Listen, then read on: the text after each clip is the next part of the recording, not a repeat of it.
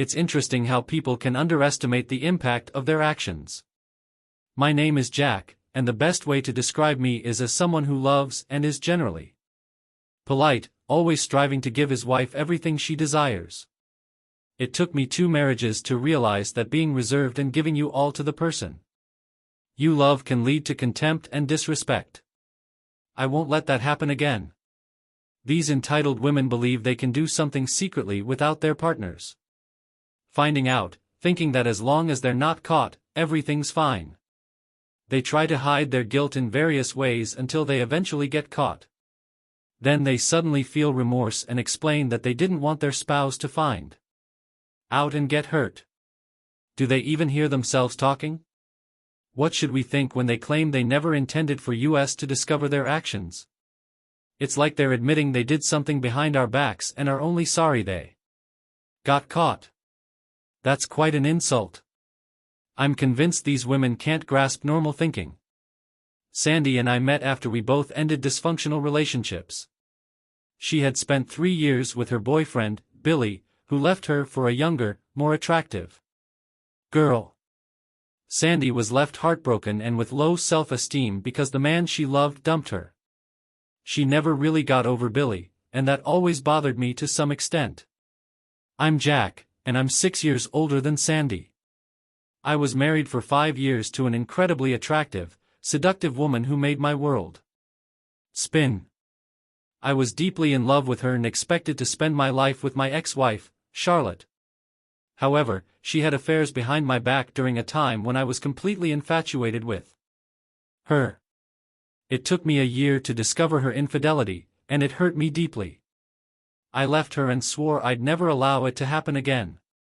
Afterward, I realized that trust would be an issue for me in any new relationship. Sandy and I were aware of each other's past baggage. I helped Sandy overcome her self-esteem issues as she worked hard to improve her body and appearance. She devoted her free time to shopping for new clothes, spending hours at the beauty salon, and playing tennis. With my support, she transformed into a confident, attractive woman. In return, Sandy, knowing my history, helped me overcome my confidence issues. She always reassured me that I was her one and only love and how fortunate she felt to have found me.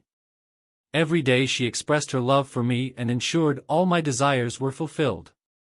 Our life was still vibrant and we were at least 4 times a week. We continued to share kisses and cuddles on the couch, and our love for each other remained strong. We even began discussing the possibility of having children. We truly felt like soulmates. We've seemed great, or at least that's what I believed. A week after celebrating our 6th anniversary, my life took an unexpected turn. I spotted my wife wearing a dress I hadn't seen before, and she looked stunning, which was unusual for a typical late weekday morning. To clarify, I wasn't secretly watching my wife, but we have a home video surveillance system that I occasionally check when I'm feeling bored at work. I find solace in watching our dog Brandy, my little dachshund, especially after enduring my stressful job as a bond broker.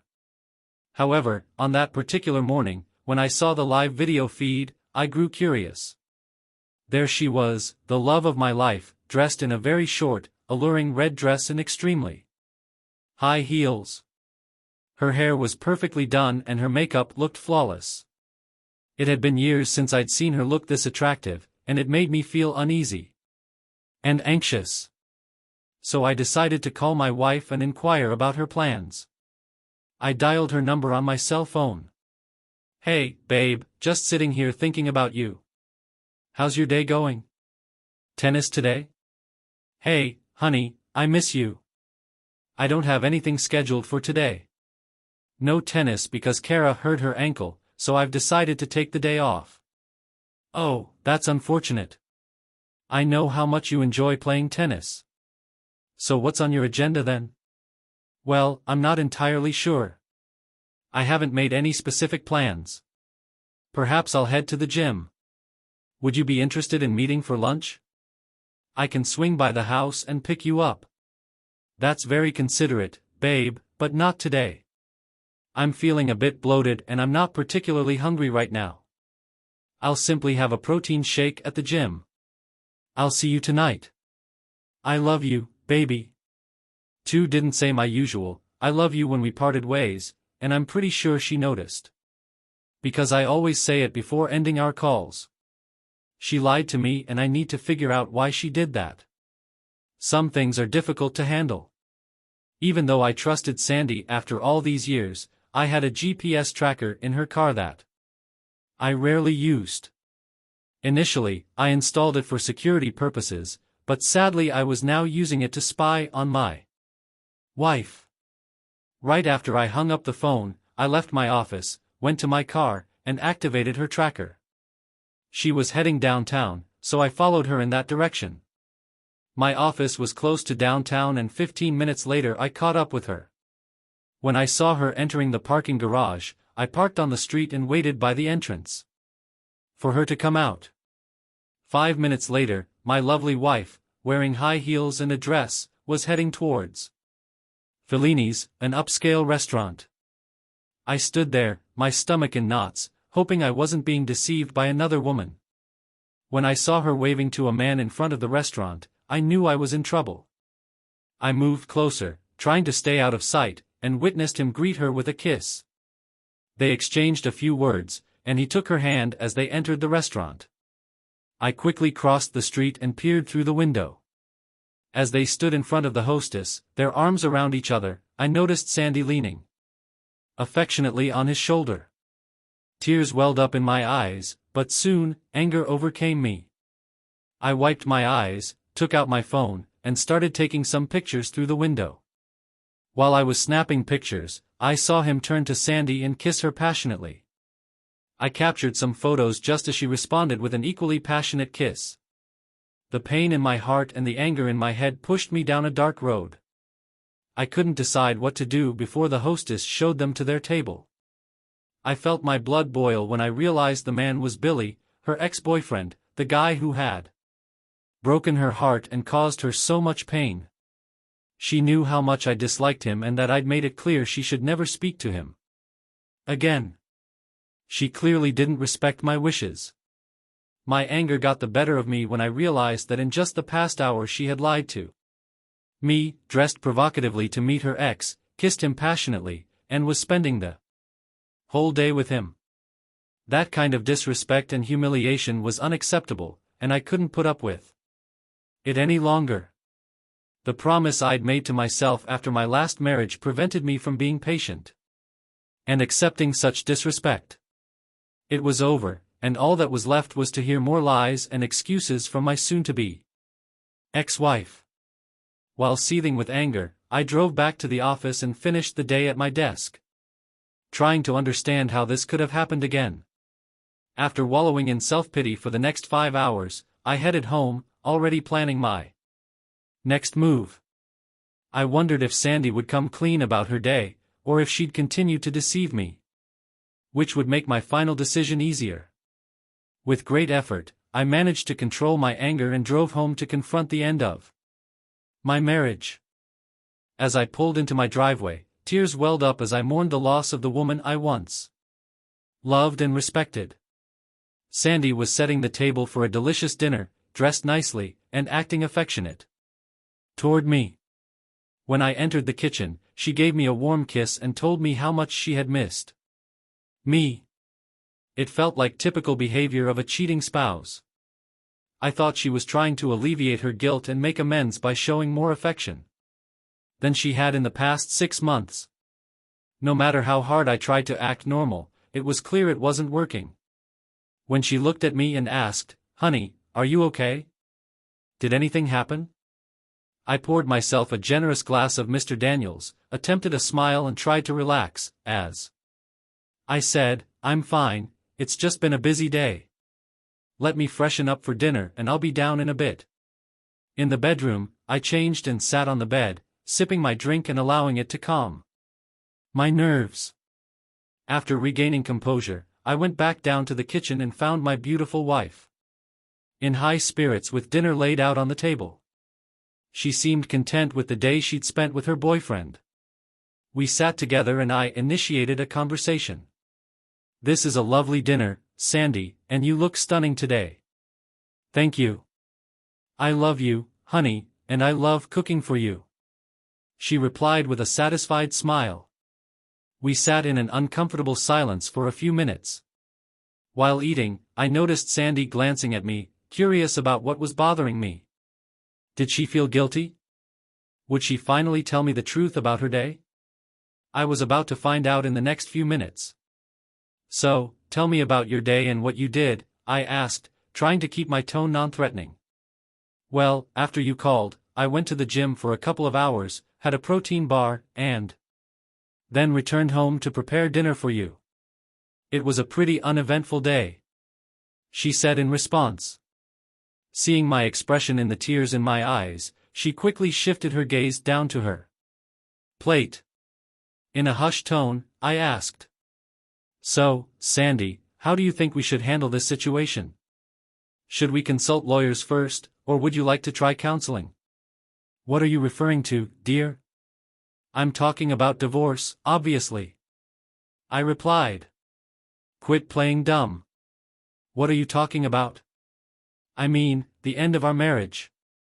Divorce, separation, figuring out how to go through with it while still remaining friends. I don't get it. Why do you want a divorce? Seriously? I'll give you a few minutes to ponder that question before I respond.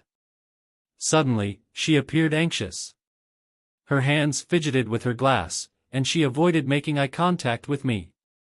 Several minutes passed in silence. Were you trailing me tonight? No. I fibbed, although I knew it didn't really matter. But for some reason, I didn't want her to know.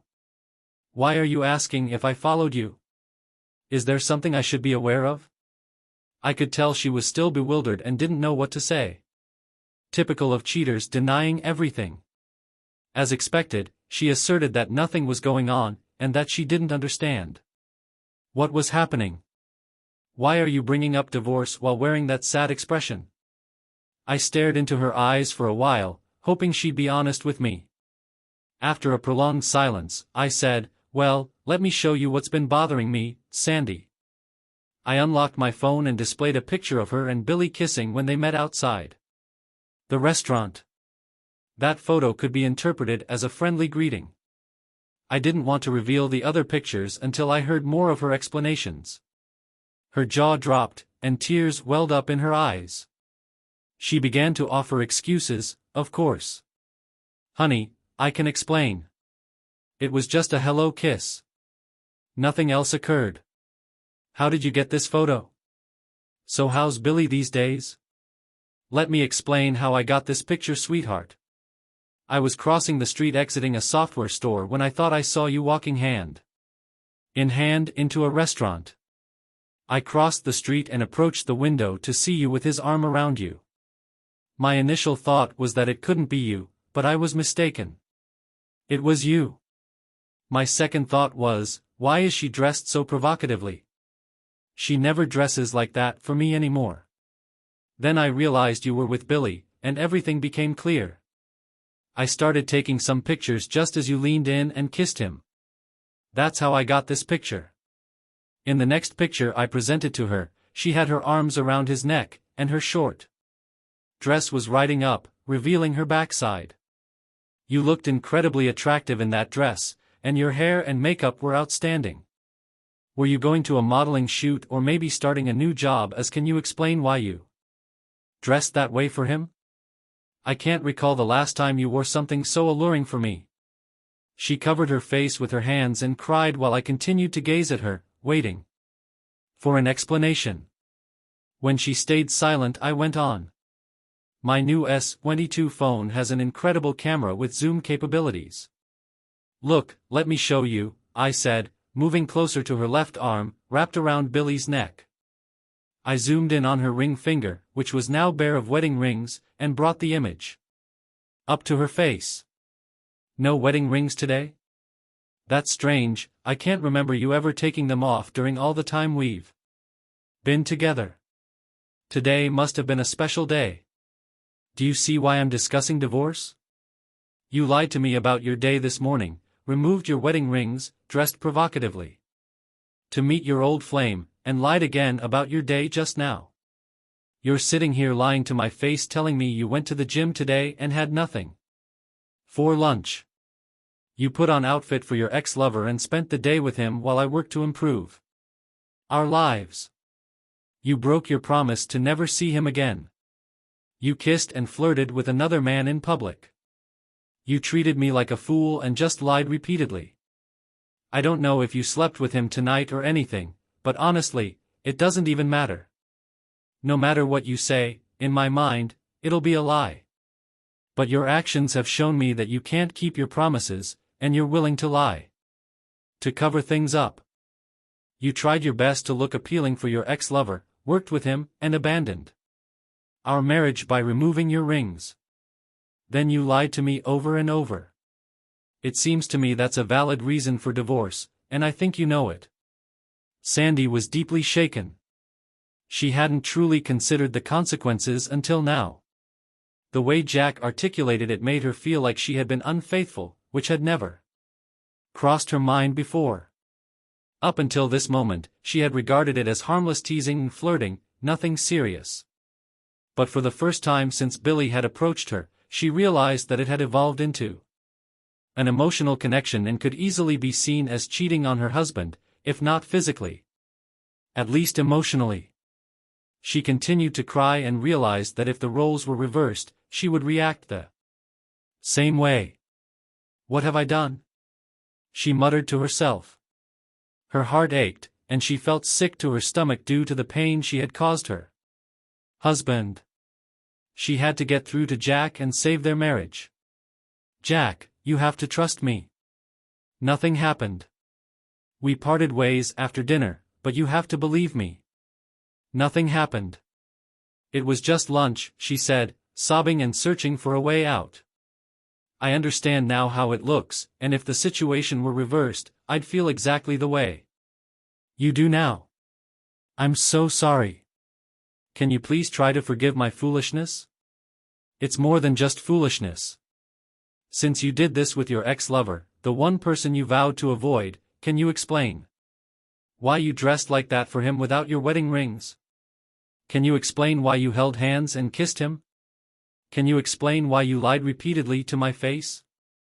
Tell me, darling, does our marriage mean nothing to you? And yes, if the roles were reversed, I'm sure you'd feel very differently. Jack, honey, we can't let our marriage crumble over something like this. Nothing really happened. He was in town, and he invited me to lunch. I know I shouldn't have gone, and I'm aware of your jealousy. But we had a long history together. I thought one lunch after all these years wouldn't be a big deal. I guess I dressed up to show him what he missed. When he left, I kind of wanted to tell him right to his face what he lost, and how happy I was without him. Remembering how he had left me back then still hurt. And I wanted a bit of payback. Yes, I kissed him, but it wasn't a romantic kiss. More like two friends meeting or parting ways. You have to believe me, I want nothing to do with him. Please, baby. Let's work this out. I'll do whatever you want. Really? That doesn't mean anything. You'll do anything I ask. Hearing that she had a chance to save the marriage, she smiled, eager to hear what she needed to do and said, yes, of course, I'll do whatever you want me to do, baby. All right, Sandy. I'll give you one chance and just one chance. I have one request. Let me see your cell phone. Why? She looked at me with a puzzled expression. Well, Sandy, if it doesn't mean anything, then show me your cell phone. I want to see if there are any text messages between you two and what you've been saying to each other. No, you don't need to see that, she said, her gaze falling to the floor. She understood that if I read those messages, it would cause me pain and reveal things she'd rather keep hidden. That's exactly what I had in mind. So let's revisit my initial question. How should we handle this? As she pleaded for forgiveness, promising never to repeat her actions. It dredged up painful memories of my first marriage. I couldn't believe I was reliving that nightmare. This time, I wasn't going to accept all the lies and let things continue. Wait, please, just wait. Jack, if I give you the phone, will you promise to give me another chance? You have to know that I love you and I've never cheated on you before. I might have gotten caught up in a foolish online relationship and yes, with my ex-lover. But I was acting foolishly like a teenage girl. The flirting and compliments were flattering and it boosted my ego. I know how childish that sounds. If I hand you the phone, can you promise to give me another chance? I can't do that, Sandy. But I promise you, if you don't give me the phone, our relationship is over. My next step will be to call Mark Wilson, the attorney I've already spoken to and have him prepare the divorce papers this week. Can we work on this? I want to be as transparent and open as you are. My issue is that I never want to hurt anyone and will avoid it if possible. Now I see that not being honest is actually worse. Well, honesty and transparency were the only things that could have salvaged this marriage. But you weren't forthright and candid until you had no other choice. The fact that you refused to let me read your text messages until you realized you had no alternative sealed your fate. Others streamed down her face as she sat there, fully aware of how those messages exposed her dishonesty and lack of trust. She knew I wouldn't accept it and eventually realized that her emotional relationship with another man was just as damaging as a physical affair. She vowed never to make such a mistake again. Sadly, our once happy marriage came to an end. We signed the divorce papers and 3 months later we were officially divorced. We sold the house, divided our assets, and parted as friends. No reconciliation, no vendettas or bitterness, all that remained were the smoldering ruins of a once happy marriage, destroyed by deceit, lies and the loss of trust. I continued to date, but after being burned twice, marriage was not in my future. Sandy and Billy got together, and 2 months later Sandy became pregnant. Billy abandoned Sandy as soon as he learned about the pregnancy, instructing her to handle it because he wasn't ready for children. The next day, Billy vanished, leaving Sandy holding the baby. According to her sister Debbie, Sandy was a mere shadow of her former self. Her self-esteem had once again been shattered. Sandy remained in a perpetual state of depression, especially when she lost her baby due to a violent fall down a long flight of stairs in her apartment. Her life had gone from paradise to sheer hell, all because of her vanity and selfishness. She simply couldn't forgive herself for ruining our once happy marriage and losing my love. In respect, trust, loyalty, and respect. You violate one and you lose them all.